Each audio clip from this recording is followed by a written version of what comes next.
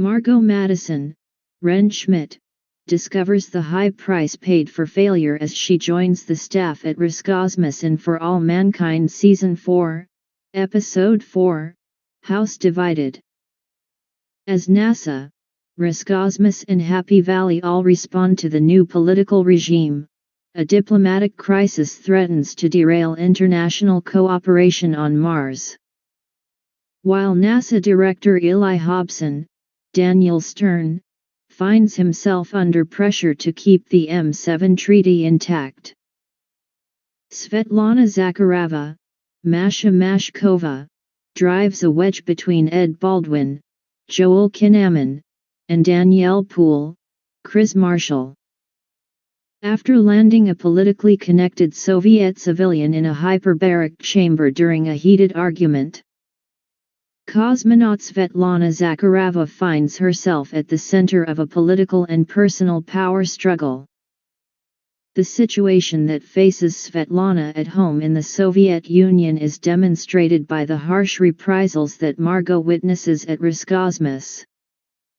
Under the new Soviet regime, there are serious punishments for failure, proving that NASA is right to oppose the immediate return of Svetlana to the USSR. While the eventual solution to Svetlana's situation preserves peace globally, the personal toll of the decision could have major ramifications for some of Happy Valley's residents later in For All Mankind Season 4. While the Cold War may be over, FAM Season 4, Episode 4, House Divided, highlights the precarious nature of the ongoing peace. The diplomatic crisis triggered by Svetlana and Vasily's heated argument creates an equally fiery exchange between Ed and Danny. As commander of Happy Valley, Danny is forced to decide between her loyalty to Ed and her responsibility to NASA and everyone on the base. When she eventually agrees to send Svetlana back to Earth to stand trial for assault, Ed is furious with Danny, who gives him some harsh truths. Recognizing that Ed and Svetlana are attracted to each other, Danny points out that Ed is doing what he's done several times before, letting his personal feelings blind him from seeing the bigger picture. Ed is so desperate to keep Svetlana on Mars with him that he even offers to hide her in the under-construction 4th level of the base. It's only when Svetlana asks him not to risk his career for her that he relents and walks her through the angry crowd to the shuttle. As a tearful Ed returns to his quarters, he shoulders past Danny, proving that he's a long way from forgiving his old friend. With Svetlana gone, there's nobody else on the base aware of Ed Baldwin's health issue, meaning that he will go back to suffering in silence.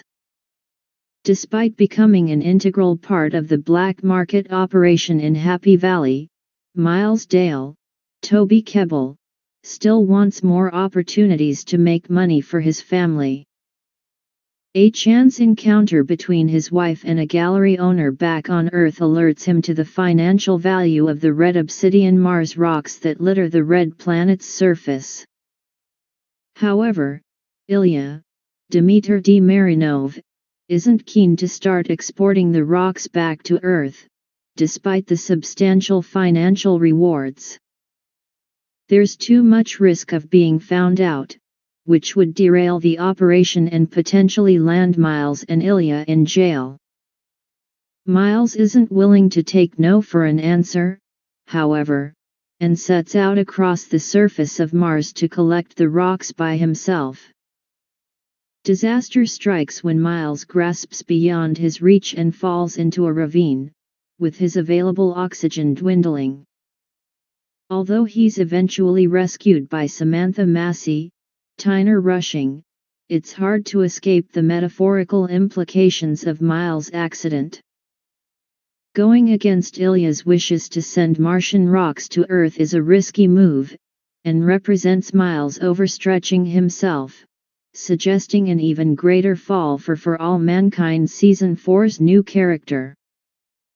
Having been hired by new Roscosmos director Irina Morozova, Svetlana Efremova, Margot Madison sees how precarious her new situation is. When she's asked to provide her expertise and analytical eye on the Cronus asteroid disaster, Margot inadvertently sends a colleague to their doom. Margot discovers that it was a Roscosmos error that led to the death of cosmonaut Grigory Kuznetsov, Lev Gorn. A mix-up involving the conversion rate of bolt measurements led to Ranger 1's inability to keep the Cronus asteroid stable. Innocently reporting her findings to Irina, Margot later realizes that there is a high price for failure when she learns that Kirill Semyonov was led away by the KGB to an unknown location. Irina's handling of dissent over the Svetlana situation should have given Margot warning signs about how different Roscosmos is to NASA. Kirill's empty chair is a stark reminder to Margot about how her own failures will be handled by Irina and the new Soviet government. With NASA and the US government still under the impression that she died in the Johnson Space Center bombing, there is nobody for her to turn to should her situation become desperate. NASA Director Eli Hobson faces his biggest challenge yet in For All Mankind Season 4, as President Al Gore tasks him with bringing the diplomatic crisis to a satisfying end. Eli finds Irina a tough opponent, as he tries bargaining with her. His suggestion that the government of Fyodor Korzhenko, Dmitry Bakalov, isn't legitimate and therefore not technically tied to the M7 treaty does not go down well. Under increasing pressure from his president, Eli eventually comes up with a solution during an idle chat with his wife about their postponed retirement plans. Eli's solution is an ingenious one, as he proposes sending Svetlana to India to stand trial. As a neutral member of the Mars 7 nations, India is the perfect location for Svetlana to receive a fair trial, meaning that she cannot be made an example of by Korzhenko's government. The plan is agreed, and the hostilities between the US and the Soviet Union are calmed once again. However, it's a stark reminder of how fragile the current political situation is now that Gorbachev has been deposed. Al Gore's promise that the Cold War is over may not last for the remainder of Season 4, let alone into For All Mankind Season 5.